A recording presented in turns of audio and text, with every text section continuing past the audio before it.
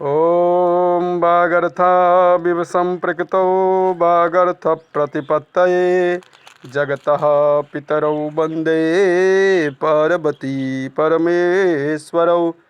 बच्चों, मैं गोपाल ठाकुर, सहायक प्राध्यापक व्याकरण, लक्ष्मी नारायण रामेश्वर संस्कृत महाविद्यालय, जयदेव पट्टी, दरभंगा। आज मैं पुनः आप लोगों के सामने ऑनलाइन कक्षा के माध्यम से उपस्थित हो गया हूँ। आज शास्त्रीय प्रथम वर्ष के छात्र के लिए पाणिनि शिक्षा अंतर्गत कुछ सूत्र की व्याख्या करने जा रहा हूँ। बच्चों, हम लोग इससे पहले सामान्य रूप से शिक्षा के बारे में, कल्प के बारे में, व्याकरण के बारे में, निरुक्त के बारे में तथा छंद शास्त्र एवं ज्योतिष के विषय में विधिवत जानकारी हासिल किए थे।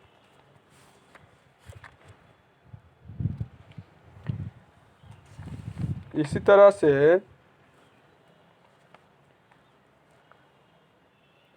अनाद्यन्ता वै वेदा ब्रह्मवाचार प्रदर्शकाः वेद विद विहरतः कल्पा प्रोक्तास्तत्व प्रदर्शकाः सर्वे स्ववेद कल्पोक्तं कर्म कर्युत्यान्द्रियः मंत्रद्रव्यादिखु स्वद्वाधिकारोऽन्यथा हि जानतः सर्ववेदेषु सकलेष्वधिकारिणः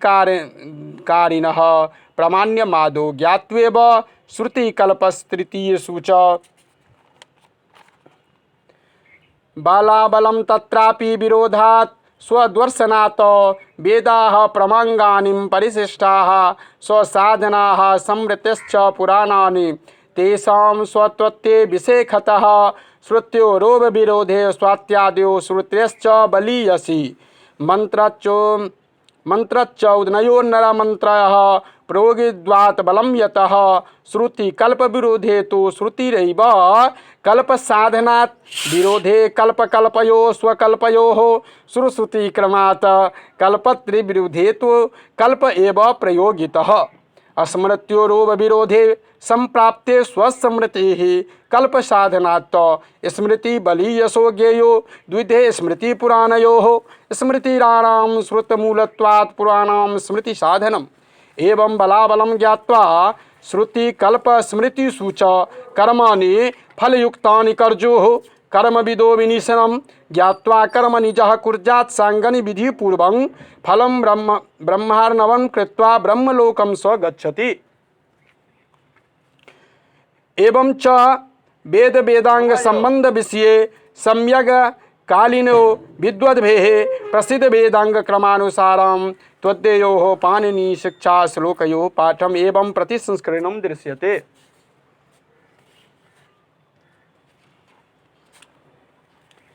अब इसके कुछ सरलार्थ हिंदी अर्थ को मैं प्रस्तुत करने जा रहा हूँ। वेद पुरुष का चरण द्वय छंद शास्त्र कहा जाता है और हस्तद्वय जो दो हाथ हैं वह कल्प शास्त्र कहा जाता है। नेत्रद्वय ज्योतिष शास्त्र और कर्णद्वय निरुक्त शास्त्र कहा जाता है। वेद पुरुष का नाक शिक्षा शास्त्र कहा जाता है और मुख व्याकरण शास्त्र माना जाता है। इस हेतु 6 अंगों से सहित वेद की पढ़कर ही पढ़ने वाले ब्रह्मलोक में अथवा ब्रह्म समाज में पूजित होते हैं। 40वें पद्य तक के ग्रंथ में शिक्षा के मुख्य विषय समाप्त हो गए हैं। छंदः पादौ तु वेदस्य इत्यादि ग्रंथ परिशिष्ट रूप का है।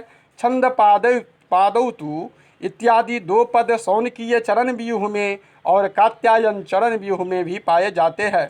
संभवतः ये पद्य वहीं से संग्रहित है। यह विषय शास्त्रीय शिक्षा में भी आया है। छंद शास्त्र, कल्पशास्त्र इत्यादि 6 अंग शास्त्रों के लक्षण संस्कृत में ऊपर शब्दार्थ दिखाते समय भी दिए गए हैं। वेदांगों में भी शिक्षा का लक्षण भूमिका में विस्तृत रूप से बताया गया है। श्रौत और गृह्य कर्मों की पद्धति बताने वाले शास्त्र कल्प कहा जाता है।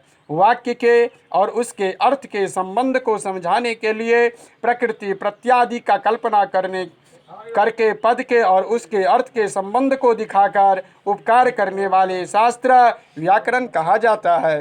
व्याकरण से ही नहीं दिखाया जा सकने वाले पद पदार्थ संबंधों को कुछ सिद्धांत सूत्रों के आधार पर दिखाने वाले और वैदिक देवतावाचक पदों को अर्थ स्पष्ट करने वाले शास्त्र निरुक्त कहा जाता है। पाठ्य वस्तु विशेषगत स्वपरिमाण विशेष की व्यवस्था बताने वाले शास्त्र छंद अथवा छंद शास्त्र कहा जाता है।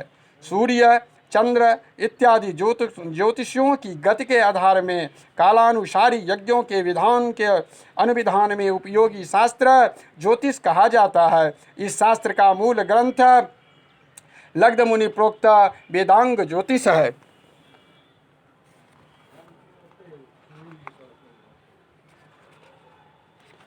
तो इस तरह से अभी की कक्षा को मैं यहीं पर विश्राम करता हूँ।